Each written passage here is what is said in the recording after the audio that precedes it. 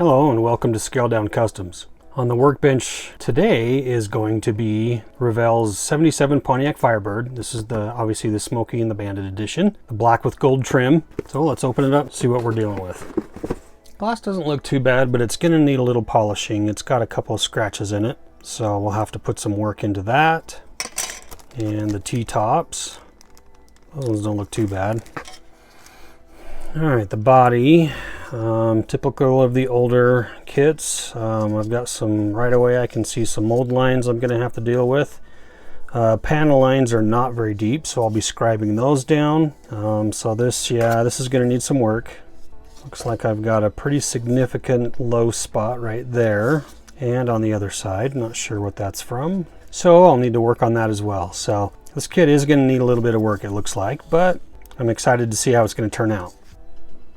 Some nice detail on the door cards, so we can paint those up, get them looking nice. Some pretty good detail on the dashboard as well. The seats are looking pretty good. Yeah, this should turn out pretty good. It will need a little work, but that's part of the hobby. Those rear view mirrors are going to need a lot of work. Okay. Looks like we've got Burt Reynolds' hat there we can paint up. That's kind of fun. Tires don't look too bad. Nice tread pattern on those. And the kit chrome.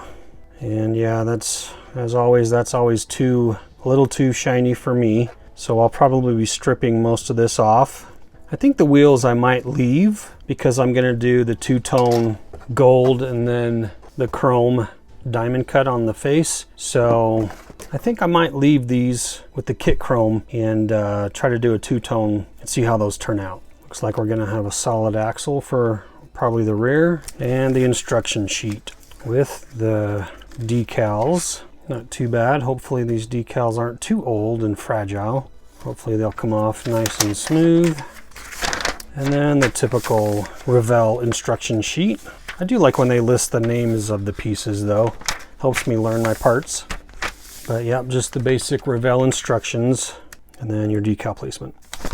All right, so first things first, I need to go get all these parts washed off in the sink just to get them cleaned up and get any mold release agent cleaned off of there, just to make sure all the paint sticks to all the pieces that I want it to. So I'm gonna go get these cleaned up, and then we're gonna start sanding and scribing the body and getting all these mold lines taken care of.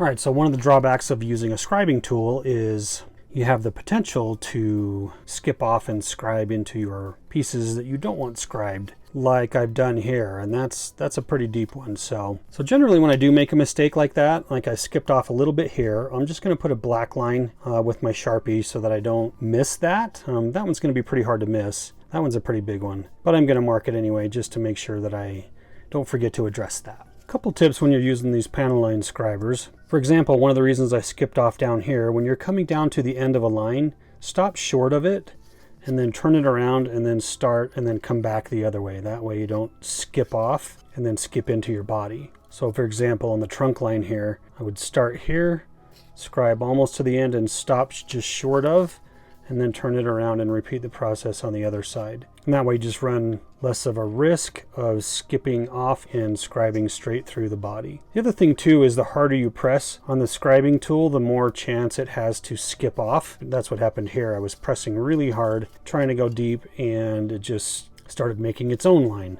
Especially the shallower the panel line is, the lighter pressure you use just to keep the tool in the panel line. All right, let's start sanding.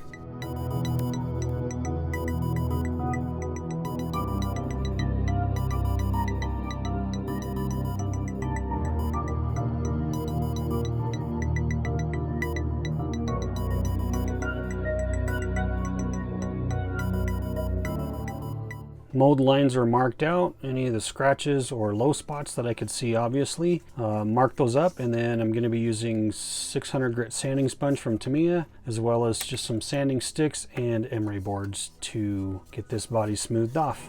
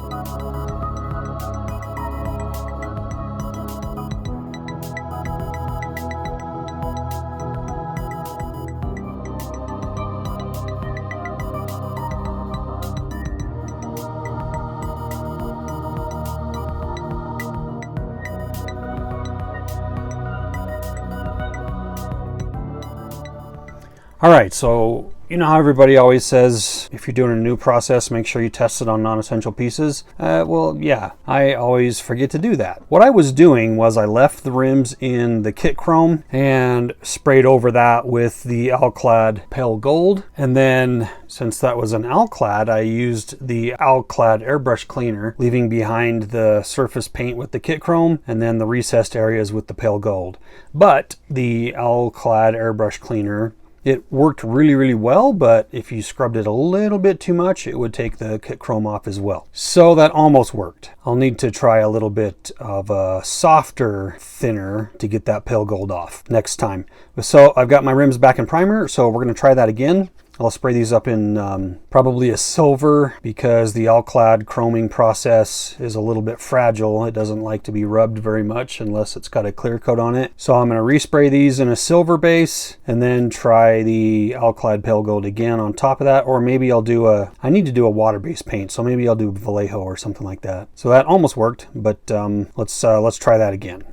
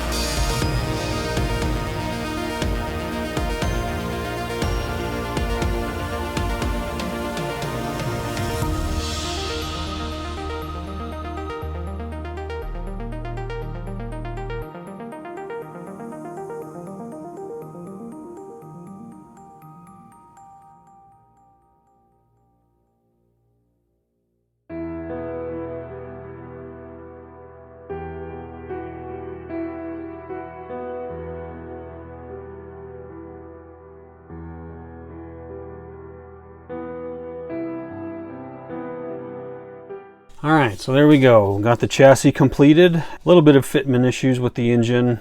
This is kind of an older kit, but overall not too bad. Coming together okay. So I think that'll do it for this video. In the next video, we're going to start working on the body. There's a lot of decals that need to go on. I'm a little worried about those because I think they're a little bit old, but hopefully they don't give me too many problems. But that'll be in the next video, so make sure you stay tuned for that. Thanks for watching. We'll see you on the next one.